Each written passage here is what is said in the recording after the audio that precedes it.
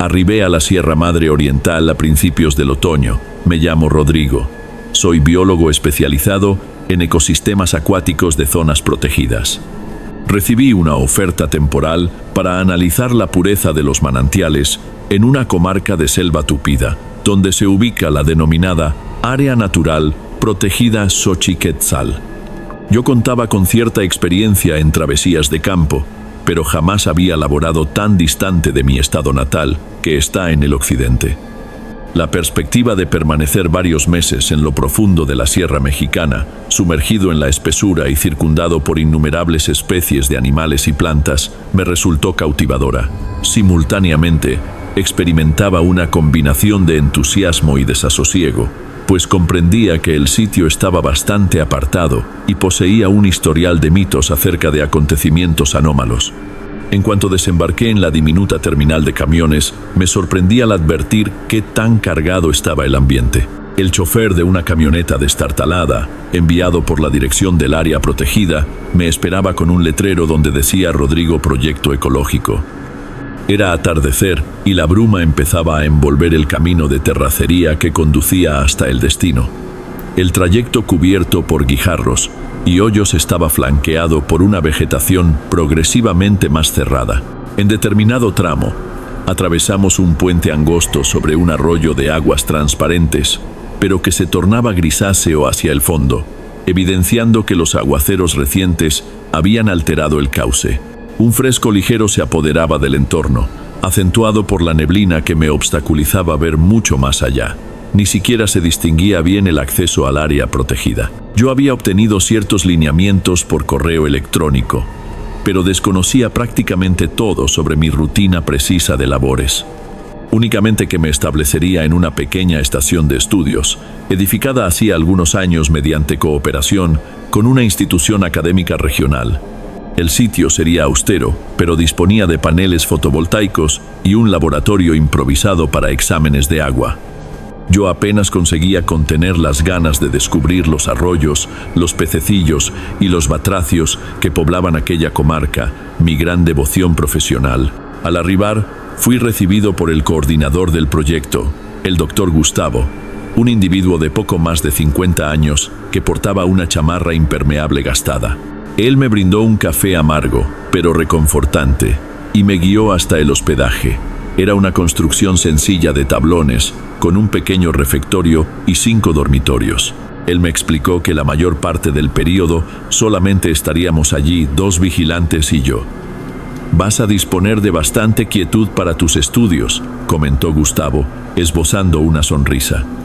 «Pero si requieres ayuda, estoy casi siempre entre las oficinas del área y el poblado próximo, resolviendo la parte administrativa». A la mañana subsecuente, tras una noche fragmentada por los ruidos de la selva, sapos, chicharras, gotas persistentes de lluvia, hallé al guardabosques más anciano, don Ezequiel, haciendo recorrido en el área contigua al hospedaje. Él me sugirió un paseo de reconocimiento por la vereda que conduce a uno de los principales atractivos del área protegida, el cenote de la Luna Negra, célebre por la profundidad y por el caudal de agua. «Mucha gente llega hasta aquí solamente para contemplar esta abertura», explicó él, señalando hacia un sendero de losas húmedas. Fue una caminata de casi 1 hora por una vereda estrecha, cubierta de vegetación impenetrable. El aroma a humus saturaba el aire e insectos pasaban rozando nuestros semblantes. Al acercarnos al cenote, pude escuchar el sonido del agua borboteando. El murmullo se tornaba más potente a cada paso. Entonces, súbitamente, la selva se abrió y me topé con una abertura de agua imponente. La cortina de minúsculas gotas conformaba una especie de arco hacia el cielo, pero la bruma que ascendía desde abajo generaba una iluminación difusa. Efectivamente, el nombre Luna Negra cobraba sentido. Quedé impactado con la magnitud de aquel panorama. El agua se hundía con tanta intensidad que el murmullo reverberaba en las piedras circundantes.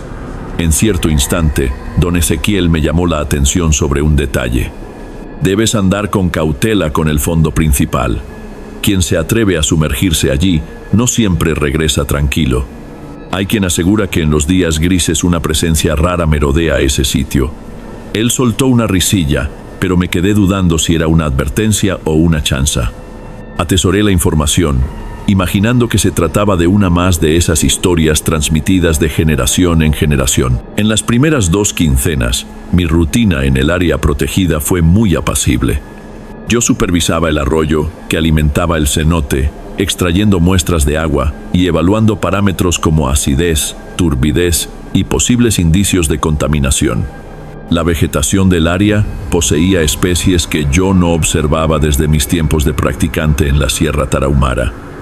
Tomé diversas fotografías de ranas multicolores, registré la presencia de peces de tamaño medio y también documenté mamíferos pequeños que acudían a beber agua en el arroyo. De cuando en cuando encontraba visitantes por la vereda. Algunos eran estudiosos de aves u ocasionalmente turistas curiosos que pagaban a un guía para alcanzar hasta allí. Advertí que muchos de los visitantes lugareños preguntaban: ¿es aquí que dicen que habita un espíritu en el agua? Algunos bromeaban, otros aparentaban sentir genuino temor. Yo limitaba mi respuesta a algo impreciso, como: son leyendas que circulan por la comarca, porque hasta entonces yo solamente había escuchado rumores. En un atardecer, mientras cenábamos en la cocina de la estación, don Ezequiel comentó conmigo y con Esteban, el otro vigilante, que una fracción de los residentes creía en un tipo de custodio del cenote. No soy de hacerle caso a cualquier historia, dijo él revolviendo el plato de arroz con frijoles, pero mi abuelo contaba que a veces quien se descuida y ensucia el sitio siente una presencia opresiva. Él mismo habría contemplado una sombra reflejada en el agua. Esteban hizo un asentimiento con la cabeza sin parecer sorprendido. Quedé curioso, pero la conversación terminó en cuanto Gustavo apareció para discutir asuntos prácticos del mantenimiento de los equipos de investigación. En una mañana particularmente helada, decidí ir solo al borde del cenote para instalar un sensor de medición de temperatura junto a las rocas. El astro rey aún estaba bajo y la niebla flotaba sobre el fondo. Caminé por las piedras intentando no resbalar. El agua descendía con fuerza y las gotas me dejaban casi empapado, incluso sin entrar yo totalmente en la corriente. En cierto momento, me agaché para ajustar el sensor junto a una grieta en la roca y por algunos segundos miré mi propio reflejo en la parte más calmada del fondo. Por alguna razón, tuve una sensación de intranquilidad. Era como si aquel reflejo no fuera simplemente yo. Sacudí la cabeza para alejar la idea y regresé al hospedaje. Le conté rápidamente a Esteban, que bromeó: «Es la neblina, andas durmiendo poco». Intenté estar de acuerdo, pero quedé un poco intrigado. Con el transcurrir de las quincenas, noté algunos comentarios más serios de residentes del contorno. Fui al poblado próximo para comprar insumos de laboratorio, y en la tiendita oí a un hombre decirle a otro que el cenote no anda muy amistoso. Parecía una conversación trivial, pero citaban casos de turistas que se sintieron mal o tuvieron escalofríos al llegar junto al fondo. No presté mucha atención, pues mi formación estaba más enfocada en datos científicos, y yo no había contemplado nada que pudiera comprobar algo paranormal. Aún así, decidí reforzar en mis recolecciones la búsqueda de señales de polución o desequilibrio ambiental. Si hubiera algún problema, sería importante identificarlo. Cerca de un mes después de mi arribo, comencé a tener sueños extraños. En uno de ellos, yo estaba en la orilla del fondo, pero el agua parecía más turbia de lo normal. Algo se movía allá adentro, como una figura humana que me observaba por detrás de una cortina de vapor. Desperté con la sensación de que había experimentado algo real, pero intenté dejarlo pasar. No le conté a nadie. No deseaba dar la imagen de que estaba demasiado impresionado por las historias lugareñas. En determinado día, el movimiento de turistas aumentó. Era día festivo estatal y muchos jóvenes decidieron hacer senderismo. Quedé encargado de supervisar a un grupo de universitarios que estudiaba fotografía de la naturaleza. En los primeros minutos fueron atentos y curiosos, pidiendo consejos sobre mejores ángulos y puntos de observación de aves. Sin embargo, allá por la mitad del día, noté que algunos de ellos comenzaron a cantar alto, tirando vasos desechables al suelo. Pedí con educación que recogieran la basura, pero sentí que no a todos les importó. 2 de ellos se alejaron para llegar más junto a la orilla del cenote, sin ningún equipo de seguridad, incluso con letreros de alerta. Compañeros, no hagan eso. Esta región es resbaladiza. Ellos rieron, diciendo que solo querían ver desde más cerca y tomar unas fotos. Acabé estresándome, pero no quise iniciar una pelea. Intenté al menos impedir que entraran en la parte más peligrosa, explicando que la corriente puede volverse violenta en caso de aguacero repentino. El tiempo estaba nublado y en la Sierra Mexicana nunca se sabe cuándo la llovizna puede volverse tormenta. Al final de cuentas, ellos volvieron, pero con aquel aire de nadie me manda.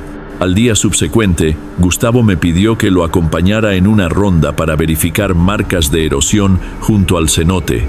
Los aguaceros intensos podían perjudicar la vereda. Tan pronto como llegamos allá, advertimos que algunas latas y envoltorios de botanas estaban esparcidos por las piedras. Yo y Gustavo recogimos todo para tirar en la basura en la estación. Hablamos bajito sobre la irresponsabilidad de visitantes que ignoraban el área de preservación. Es lamentable, comentó Gustavo. Ya vi esta escena tantas veces, pero parece que las personas no aprenden. Volví de allá molesto, preguntándome a mí mismo qué llevaría a alguien a viajar a un área protegida y aún así descartar basura por donde pasa. Más o menos una quincena después, cuando todo parecía seguir su rutina, fuimos sorprendidos por una llamada de emergencia cerca de las 22 horas. Era don Ezequiel, bastante nervioso, informando que un grupo había invadido el área sin autorización, yendo justamente hacia la región contigua al cenote. Aquello me asustó, pues no hay iluminación adecuada en el sitio, y el aguacero aquella noche era muy intenso. Yo y Esteban tomamos lámparas, impermeables y corrimos hasta la vereda. Tuvimos que caminar unos 30 minutos hasta llegar a la orilla del fondo. Allá encontramos a 3 muchachos y una muchacha, muy nerviosos, diciendo que estaban en un campamento improvisado cuando uno de ellos simplemente desapareció en la oscuridad. Dijeron que habían bebido bastante y que perdieron la noción de dónde estaban. Contaron también con los ojos desorbitados que vieron una imagen extraña en la superficie del agua, como si alguien estuviera allí adentro mirando hacia arriba. Al principio, creí que era la imaginación de quien había bebido demasiado, pero al contemplar el pánico de ellos, comencé a quedarme aprensivo. Nos dividimos para buscar al muchacho desaparecido. Llovía fuerte y el murmullo del agua en el cenote era casi ensordecedor. Esteban fue hacia la margen izquierda, mientras yo me quedé más al centro. Usábamos lámparas, pero la neblina perjudicaba bastante la visibilidad. Cerca de 15 minutos después, uno de los chicos gritó: «Aquí lo hallé». Corrimos hasta allá y contemplamos el cuerpo del muchacho tendido junto a una piedra. Respiraba, pero estaba muy débil. Se había golpeado la cabeza. Tardamos casi 20 minutos en transportarlo hasta un punto en que la ambulancia pudiera llegar. Desafortunadamente, a pesar de todo el esfuerzo y de haber sido derivado para atención, él no resistió. Eso nos afectó profundamente. Con esa tragedia, la noticia de un accidente fatal pronto se esparció. Algunas personas que ya creían en las leyendas afirmaron que el cenote se vengó de la falta de respeto. Fue horrible lidiar con la muerte de un joven así en circunstancias tan banales. Tanto yo como Esteban y don Ezequiel nos quedamos cuestionando si podríamos haber hecho algo más para prevenir ese tipo de invasión. Ya Gustavo lamentaba lo ocurrido con miedo de que el sitio se volviera blanco de desconfianza o de críticas. «Es preciso reforzar la vigilancia y la orientación», dijo él, claramente afectado. A pesar de eso, no había mucho que hacer además de avisar a las autoridades locales. En esos días, después del accidente, sentí una gran angustia. Cada vez que yo iba al arroyo a recolectar muestras, sentía una incomodidad indefinible. Evitaba quedarme solo en el fondo principal del cenote, pero tampoco deseaba que notaran mi ansiedad. Una madrugada, acabé volviendo allá en una mezcla de curiosidad y sentido de responsabilidad para contemplar si el nivel del agua estaba subiendo demasiado a causa de los aguaceros. Yo intentaba ser práctico, pero algo me decía que prestara más atención a lo que sucedía en aquel sitio. Cuando arribé, La luna estaba cubierta por las nubes y la vegetación se balanceaba con el viento. Iluminé la orilla del fondo con la lámpara, observando el movimiento del agua. De repente, distinguí algo que por un segundo me pareció un reflejo desplazado, casi como la forma de un semblante que se deshacía en la corriente, solo que no había nadie junto, apenas las rocas húmedas. Dejé la lámpara fija allí por algunos instantes, pero ya no contemplaba nada anormal. Apagué el aparato, permanecí, oí un sonido diferente del murmullo del agua borboteando, algo que podría ser el viento arrastrando ramas. Mi impresión fue que había una especie de lamento muy distante. No consigo comprobarlo, pero me quedé con los pelos del brazo erizados. Intenté convencerme de que era apenas el viento. Regresé al hospedaje con una punzada de incomodidad. Al día subsecuente, después de reflexionar, decidí compartir parte de esa vivencia con Gustavo, y curiosamente, él no se asombró. Algunas personas de aquí cuentan historias de entidades que protegen la selva. No sé decir si creo o no, pero hay quien jura que contempló algo, comentó. Puede ser nuestra mente jugándonos malas pasadas o un fenómeno que no entendemos muy bien. Esa postura abierta de Gustavo me dio cierta tranquilidad. No necesitaba tener vergüenza de admitir que algo me perturbaba. Con la repercusión negativa del accidente, pasamos a organizar acciones de educación ambiental. Planeamos pláticas, jornadas de limpieza en los alrededores del arroyo y estrategias para concientizar a los visitantes. Yo mismo monté pequeños paneles informativos sobre la fragilidad del ecosistema e instalé letreros alertando sobre la prohibición de acampar. Poco a poco, sentí que las personas de la comarca comenzaron a valorar más el sitio y a respetar las reglas de protección. Hasta la policía ambiental apareció de vez en cuando para auxiliar. Entre esas actividades, conocí a Doña Refugio, una residente antigua que vivía en la zona rural contigua al área protegida. Ella dijo que cuando era niña, oía de su bisabuela que el cenote albergaba un espíritu antiguo vinculado a las aguas. No es malo, pero tampoco es bueno. Es como si fuera la fuerza del sitio. Cuando no respetan, el sitio castiga. Quedé pensando en eso, intentando relacionarlo con lo que yo venía sintiendo. No es que yo abrazara la idea completamente, pero en mi formación aprendí que hay mucho en la naturaleza que no entendemos. Tal vez esa noción de una fuerza local fuera una forma de la cultura popular interpretar fenómenos naturales, accidentes o incluso una presencia común. Cuando restaban apenas pocas quincenas para la finalización de mi contrato, resolví hacer una pequeña expedición individual por el curso del arroyo, descendiendo hasta un punto en que él se estrecha entre piedras altas. Deseaba recolectar muestras más distantes del cenote y verificar si había algún foco de polución que, por ventura, pudiera tener relación con la pureza del agua. Durante esa caminata, me topé con varias huellas humanas próximas a la margen, posiblemente cazadores o invasores. Eso me dejó tenso, pues la caza está prohibida en el área protegida.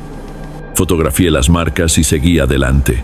Más adelante advertí una coloración grisácea en el agua, muy junto a donde desaguaba un pequeño afluente. Me aproximé para analizar, pero en ese instante oí voces ahogadas. Apagué mi lámpara de cabeza, intentando no ser notado. No conseguí contemplar a nadie, pero sentí que alguien se movía por la selva. Permanecí agachado con el corazón acelerado.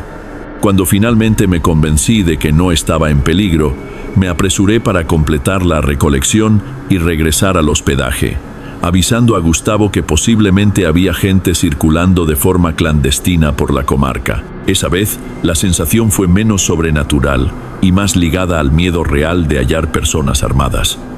Más tarde, aquella misma quincena, algunas personas de la comunidad relataron contemplar luces de noche junto al cenote. La historia llegó a Esteban, que me contó en un tono preocupado. La gente está diciendo que son lámparas de gente haciendo ritual, o puede ser el tal custodio. Yo realmente no sabía qué pensar. Podía ser un grupo de cazadores, algún ritual religioso o pura leyenda. De todos modos, yo me sentía cada día más involucrado. Ya no era solo un trabajo. Parecía una misión preservar aquel sitio, que de alguna forma me cautivó y me inquietó. En la noche anterior a mi partida, decidí revisitar el cenote de la Luna Negra, aunque fuera solo para despedirme.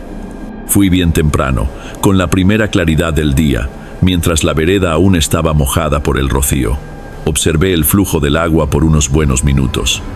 Recordando todo lo que había sucedido, tomé mi cuaderno de anotaciones para registrar las últimas impresiones. Al levantar la mirada hacia el agua, noté algo curioso. La luz del amanecer formaba una mancha difusa en el fondo. Podría ser apenas el efecto del vapor o un reflejo de roca sumergida, mas por un breve momento tuve la nítida impresión de que aquello me miraba fijamente.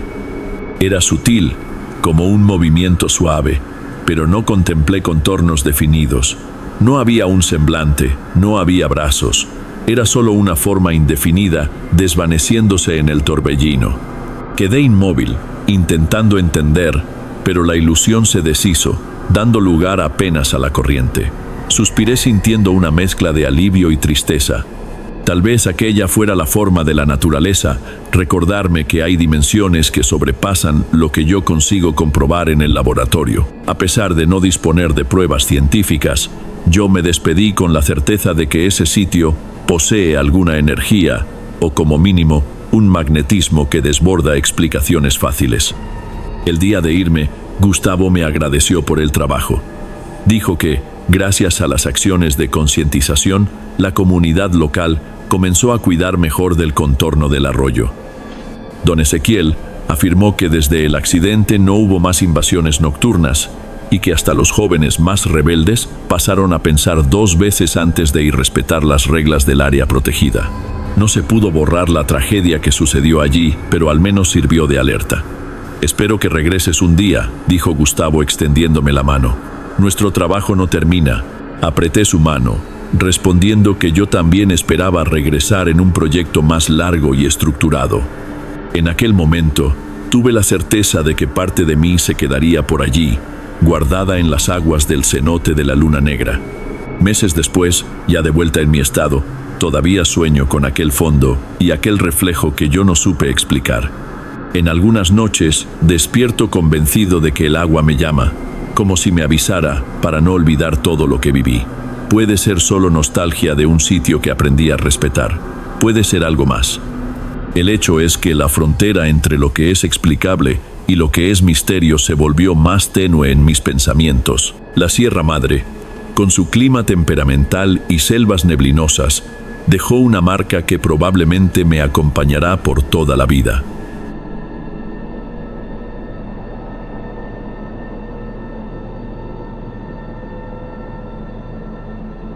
Antes de pasar al siguiente relato, verifica si ya estás suscrito aquí en el canal y si ya has activado la campana de notificación para recibir las próximas historias. Aprecio tu compañía y tu apoyo marca toda la diferencia. Bien, continuemos.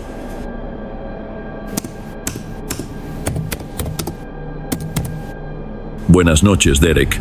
Mi nombre es Sebastián, y desde la época en que ingresé a la universidad, siempre tuve una fascinación por sitios que parecían quedar al margen de la vida cotidiana. Tal vez fuera la curiosidad de estudiante de sociología, o quizás un gusto extraño por lo desconocido que me empujaba a investigar bodegas vacías, casonas abandonadas y pasillos de viejos sanatorios desactivados. Esa obsesión por descubrir lo que se oculta en rincones olvidados acabó acercándome a otras personas con intereses parecidos. Fue justo en el primer semestre de la carrera que conocí a Lucía, Marco, Alberto y R. Cada uno tenía una razón diferente para gustarle la exploración. Lucía hacía investigación sobre la cultura popular mexicana y estaba siempre interesada en historias de apariciones. Marco era un exestudiante de arquitectura al que le gustaba analizar construcciones antiguas. Alberto era poeta y creía que las mejores inspiraciones surgen en la soledad. Y Rocío, que cursaba comunicación, decía que planeaba escribir un reportaje sobre lugares históricos que a nadie más le importaba visitar. Yo era el quinto elemento del grupo, el que siempre insistía en anotar todo para no perder ningún detalle. Juntos comenzamos a planear visitas a espacios olvidados en nuestra región. Vivimos en Guanajuato y las ciudades de aquí guardan historias que muchas veces pasan desapercibidas. Explorábamos antiguas estaciones de ferrocarril, haciendas antiguas y talleres que funcionaron hasta mediados del siglo XX.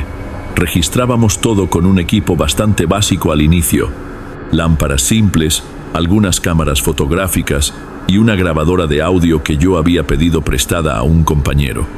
Con el tiempo, invertimos en cosas mejores: lámparas de larga duración, cámaras más modernas, una videocámara y hasta un micrófono direccional para captar sonidos ambientes. Nuestras incursiones eran casi siempre tranquilas. La mayoría de las veces encontrábamos apenas muros pintarrajeados, montones de cascajo y algún gato callejero en busca de refugio. Aún así, cada salida era una oportunidad de descubrir fragmentos de historia local. A Lucía le encantaba encontrar documentos antiguos. Marco se entretenía con la arquitectura. Alberto intentaba crear versos inspirado por los ecos que encontraba allí. Y Rocío investigaba historias de leyendas y rumores que pudieran rendir material para reportajes. Yo pasaba horas escribiendo sobre todo eso. Poco a poco, esa rutina de investigar edificios abandonados se nos quedó pequeña. Queríamos algo que moviera más la imaginación. Entonces, comenzamos a investigar locales que, según rumores, podrían ser escenario de acontecimientos sin explicación, lugares que involucraban historias de pactos, apariciones y rituales. En un foro de internet encontramos relatos de un panteón que, según las publicaciones, habría sido escenario de actividades extrañas hacía muchas décadas.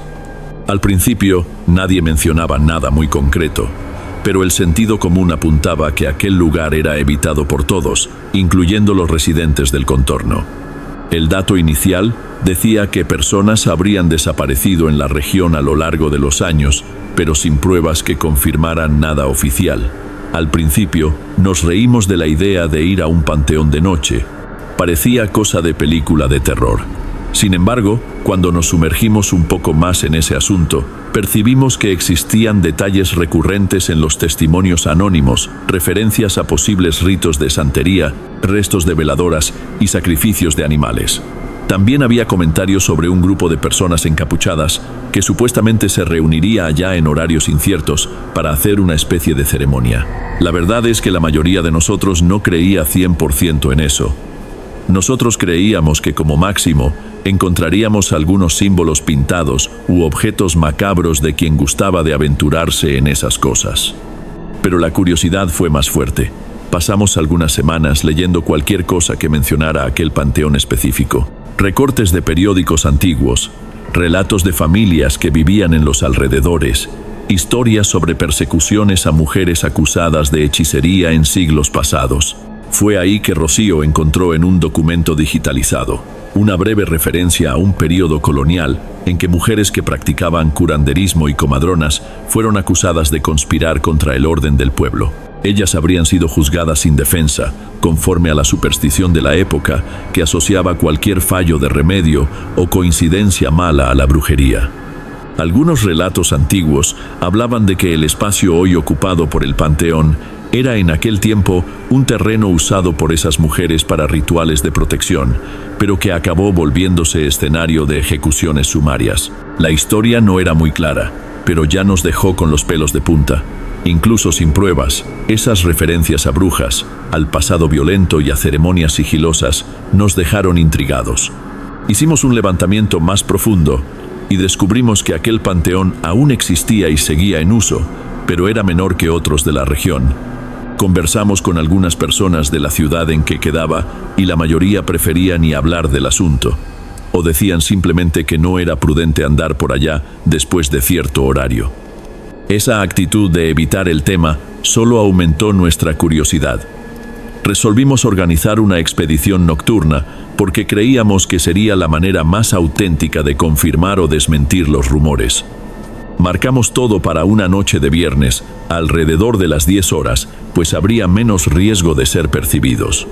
Nadie oficializó ese plan por mensaje, tal vez por miedo de crear evidencias, pero todo el mundo estaba consciente de lo que haríamos. Conversamos el día anterior y definimos una logística simple. Usaríamos 2 autos, estacionaríamos a una cierta distancia para no llamar la atención y entraríamos en el panteón fingiendo estar apenas de paso. Reconocíamos la contradicción de querer sigilo total, pero acabar involucrando al velador en aquella negociación. Aún así, preferimos arriesgar. Si alguien nos cuestionaba, inventaríamos alguna excusa. En la noche marcada, nos encontramos frente a una tienda cerrada, donde dejamos uno de los autos. Poco después de las 10 horas, seguimos en silencio hasta un local más próximo al panteón. Recuerdo que estaba un poco frío, típico de la región del Bajío. Llegando allá, vimos a un velador que parecía quedarse en la entrada principal. Marco sugirió intentar una mordida discreta para que él fingiera no vernos, pero fuimos cautelosos. Dimos algo de dinero con la excusa de investigación académica y le pedimos que no comentara nada. El hombre, que no tenía más de 50 y tantos años, nos miró con una expresión extraña, casi de preocupación. No dijo nada, solo asintió y señaló hacia el lado de adentro. Entramos. Luego, notamos la atmósfera pesada, pero no en el sentido de energía sobrenatural. Era más el contraste de ver tantas tumbas antiguas, algunas mal cuidadas, y los pasillos estrechos que serpenteaban por allá. La iluminación era escasa, limitada a pocos faroles altos y una luna que aparecía de vez en cuando por entre las nubes. Fue en ese escenario medio lúgubre que comenzamos nuestra búsqueda de vestigios de rituales. Caminamos en fila por entre las sepulturas. Evitábamos conversar en voz alta. Lucía tomaba fotos en modo nocturno y Marco mantenía la lámpara apuntada hacia el suelo para no tropezarnos. Después de algunos minutos de andanza, sentimos un cambio sutil en el aire. Tal vez fuera apenas el cambio de viento, pero nos quedamos todos en silencio. Poco después, vimos algo que nos llamó la atención. Manchas de cera sobre una lápida antigua. Podría ser apenas veladoras de familiares que visitaron la tumba, pero había señales de que la cera había sido derramada de forma medio ritualista, formando dibujos irregulares. Continuamos adelante. Encontramos algunas tumbas más con símbolos trazados, como estrellas de 5 puntas y círculos entrelazados. No era algo completamente inusual, pero tampoco era el tipo de garabato común en graffiti adolescente. Decidimos fotografiar todo. Alberto comentó que si era una broma parecía bien elaborada. Si era broma, fue muy bien planeada. Rocío concordó diciendo que había encontrado relatos de prácticas modernas de brujería esparcidas por el país, muchas veces involucrando panteones. Vi cosas parecidas en foros que discuten hechicería, pero ninguna tan detallada así. Me quedé quieto procesando aquello todo. Siguiendo por una parte más alejada, donde las tumbas parecían mucho más antiguas, nos topamos con una construcción que funcionaba como una especie de cripta colectiva. Estaba cerrada con cadenas oxidadas, pero se notaba que alguien había intentado romperlas en algún momento. Antes de que intentáramos cualquier cosa, oímos un ruido leve, casi como pasos. Apagamos las lámparas por instinto y nos quedamos allí parados. No sabíamos si era algún funcionario o peor, personas a las que no les gustaría ser vistas. Segundos después, el ruido paró. Decidimos mantener la cautela y alejarnos de allí. La curiosidad era grande, pero el recelo de encontrar algún grupo extraño era mayor. Caminamos por algunos pasillos más y nos topamos con marcas en el suelo, como si alguien hubiera arrastrado algo pesado. No podíamos estar seguros, pero recordaba un camino que seguía hasta un rincón del panteón, donde las lápidas estaban más espaciadas. Se podía ver la hierba creciendo alrededor con pocas luces. Fuimos en aquella dirección con el corazón acelerado, casi sin intercambiar palabra. Encontramos una placa desgastada que indicaba un ala antigua del panteón, donde pocas tumbas tenían inscripciones legibles. Fue entonces que Rocío hizo señal para que todos pararan. Ella iluminó con el celular una pequeña mesa de concreto, probablemente usada como altar por visitantes. Sobre la superficie había restos de veladoras coloridas y algunos objetos que no parecían estar allí por casualidad. Un paño oscuro amarrado en formato de bolsa, ramas secas amarradas con mecate y lo que aparentaba ser un pedazo de hueso. Lucía se acercó más y se arrepintió. El hueso tenía marcas de corte, como si alguien lo hubiera manipulado intencionalmente. Comenzamos a sospechar que realmente había alguna actividad extraña sucediendo allí justo delante de nosotros. En aquel momento, lo que nos hizo congelar no fue un grito, sino una voz muy baja, casi un murmullo que venía de cerca de una hilera de tumbas al lado. Apagamos de nuevo las lámparas. Alberto me codeó para preguntar si yo estaba oyendo aquello también. Asentí con la cabeza. El sonido no era constante. Parecía un susurro irregular en una lengua o dialecto que yo nunca había oído. Nos quedamos detrás de un gran monumento de cantera, intentando entender si había alguien más en el panteón. De repente, las nubes que bloqueaban la luna se movieron y una claridad débil iluminó parte del pasillo por donde vinimos. Fue ahí que percibimos que mucho más adelante, casi fuera del alcance de nuestra visión, había al menos 3 o 4 personas paradas, todas vestidas de negro, con capuchas o algo semejante. No sabíamos si ellas estaban hablando entre sí o murmurando alguna cosa que recordaba un cántico. Nos quedamos completamente sin reacción, cada uno intentando en silencio decidir qué hacer. En ese punto, sentí la pulsación dispararse. «Regresemos». Lucía murmuró eso casi sin mover los labios y asentí. Pero Rocío estaba curiosa por dar un vistazo más. Ella alzó el celular tímidamente, intentando filmar de lejos. Marco la sujetó del brazo e hizo una señal negativa, pensando que era arriesgado.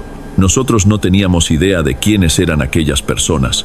Podrían ser apenas curiosos como nosotros, pero al mismo tiempo había algo muy extraño en la forma en que ellas estaban allí, paradas, sin conversar, simplemente bloqueando el paso. Preferimos retroceder. Volvimos algunos metros con las lámparas apagadas hasta una encrucijada de pasillos en el panteón. Conforme intentábamos encontrar el camino que nos llevaría de vuelta a la entrada, noté que el silencio a nuestro alrededor se había vuelto más pesado, al punto de conseguir oír nuestro propio ritmo de respiración. De cierta forma, era como si todo el resto del mundo hubiera desaparecido. Caminamos por algunos instantes más, buscando referencia en las tumbas que habíamos visto cuando llegamos, pero todo parecía igual y nada apuntaba hacia la salida. A partir de ahí, comenzamos a discutir en voz baja sobre la posibilidad de estar dando vueltas en círculos. ¿Será que pasamos de largo?, Marco preguntó un tanto confuso. «Yo creo que este pasillo de aquí lleva hacia donde vimos la cripta», respondí intentando no sonar muy ansioso. Resolvimos tomar un rumbo que, en teoría, nos llevaría cerca de la entrada. Fue entonces que volvimos a oír pasos, pero esa vez mucho más nítidos y cercanos. Lucía me miró asustada. Alberto comenzó a andar más rápido. Pronto reconocí que aquellos pasos parecían múltiples y no apenas de 1 o 2 personas. Eso nos dio un chispazo de peligro. Aguzamos los oídos e intentamos mantener la calma, pero la sensación de que estábamos rodeados creció. Marco, siempre más práctico, sugirió que camináramos en línea recta hasta llegar a algún muro. Desde allí, podríamos intentar brincar o contornear el perímetro. Concordamos, pues sería mejor que arriesgarse a continuar en el laberinto de tumbas. Seguimos con la lámpara apagada, contando con que la luz de la luna sería suficiente para no tropezarnos. De vez en cuando, yo me volteaba hacia atrás, creyendo que vería a alguien surgiendo, pero solo veía siluetas de cruces y estatuas semidestruidas. El panteón parecía haber tomado una proporción mucho mayor de lo que imaginábamos. Anduvimos por algunos minutos sin encontrar nada parecido a un portón o muro fácil de escalar. Comenzamos a creer que habíamos ido demasiado lejos hacia un área tal vez desactivada o poco frecuentada. Fue entonces que avistamos a lo lejos una iluminación débil, recordando un pequeño resplandor de veladoras. Resolvimos acercarnos más, pues podría ser un punto de referencia. Me aproximé con cuidado, seguido por los otros. Conforme avanzábamos, el resplandor se fue haciendo más evidente. De repente, nos dimos de bruces con un espacio limpio y rodeado por algunos árboles bajos. Y justo en el centro había una estructura parecida a un mausoleo rectangular. La puerta estaba entreabierta y se podía ver en el interior algunas veladoras encendidas. Lo que más llamaba la atención era un tipo de altar improvisado, con esculturas y paños colgados. Nos quedamos estáticos, pues no esperábamos encontrar nada tan explícitamente montado. Entonces escuchamos ruidos que venían de dentro de ese mausoleo, voces ahogadas. Parecía que estaban rezando al unísono o entonando alguna especie de súplica. «Salgamos de aquí». Rocío habló con la voz entrecortada. Pero había algo que nos impedía simplemente dar media vuelta. Tal vez el shock de ver que, al final, aquellos rumores no eran apenas historias de internet. De todas formas, nadie allí quería comprobar quién estaba dentro del mausoleo y con qué intención. Alberto tomó una única foto con la cámara sin flash y recogió el equipo rápido, asustado con la posibilidad de ser vistos. Fue entonces que percibimos más ruidos de pasos viniendo de detrás de los árboles y voces aún más próximas. Decidimos que si no salíamos en aquel minuto, podríamos ser descubiertos. Marco tomó la delantera. La idea ahora era seguir por el lateral del panteón, lo que nos obligaría a pasar muy cerca del mausoleo. Pasamos agachados y con bastante cuidado, pero no conseguimos evitar un chirrido en el portón de hierro que había en el suelo, parcialmente suelto. El ruido resonó. Las voces dentro del mausoleo pararon.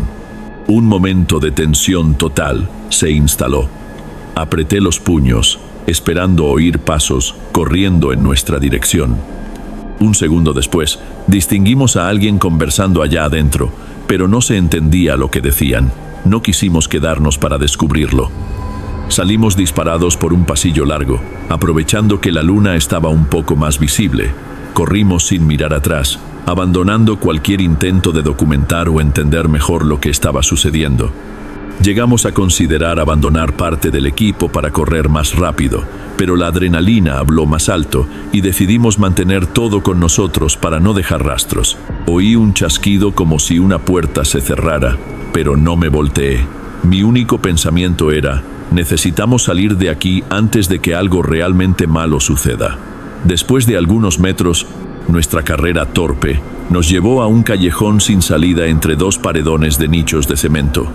Retrocedimos algunos pasos y rodeamos otro pasillo, completamente sin orientación. Cuando finalmente percibimos un muro alto justo al frente, creímos que sería nuestra oportunidad de escapar. Marco y Alberto incluso intentaron ver si se podía escalar, pero la parte de arriba estaba llena de pedazos de vidrio fijados en el concreto. Ya estábamos considerablemente cansados.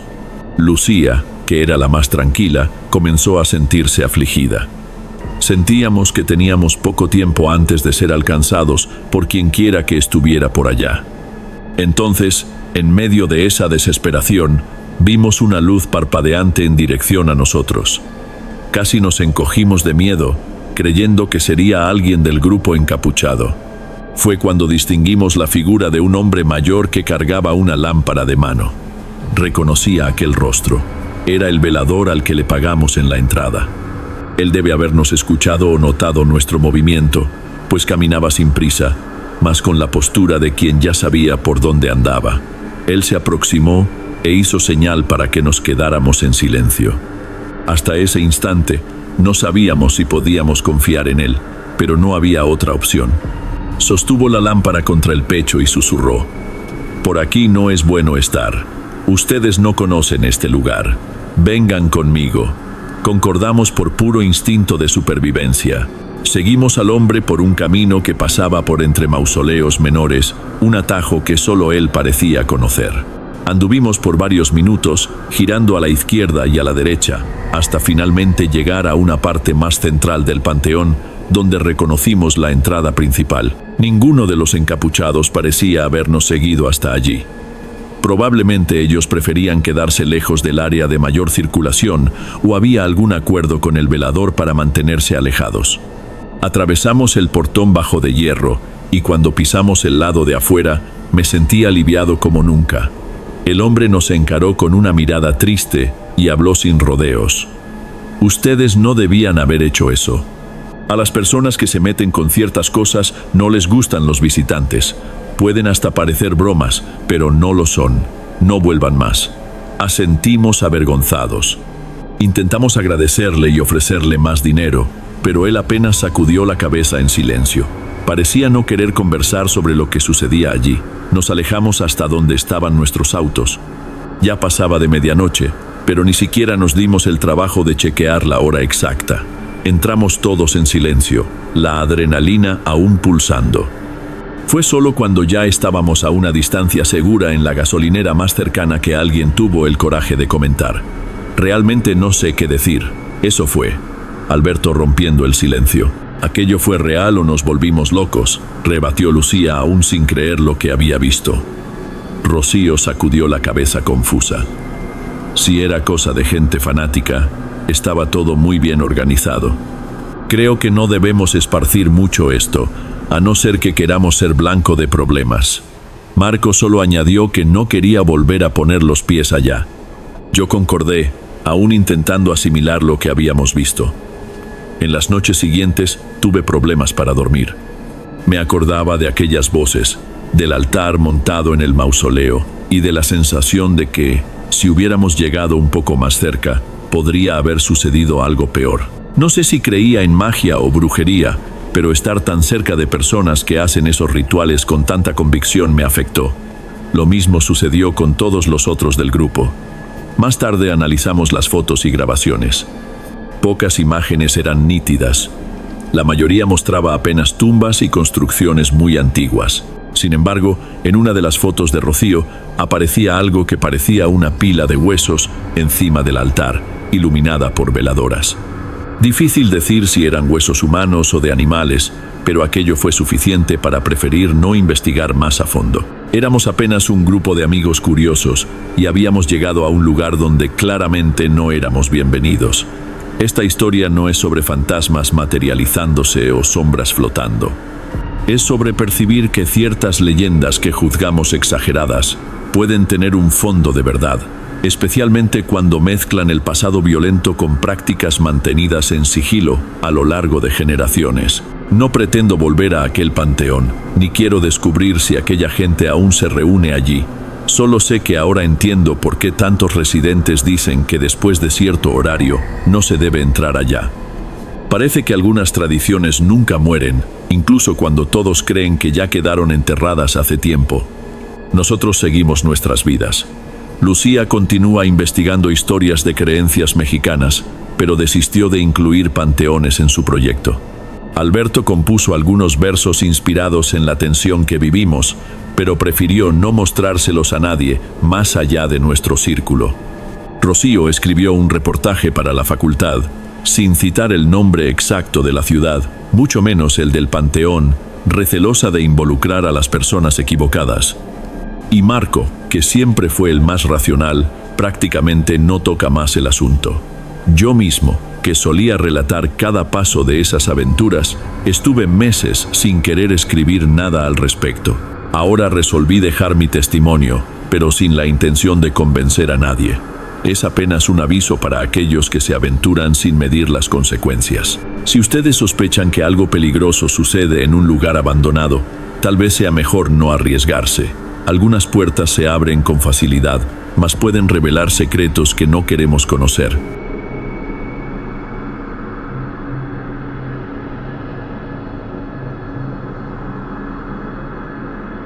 Bueno, amigos, esos fueron los relatos de hoy. Espero de corazón que les hayan gustado.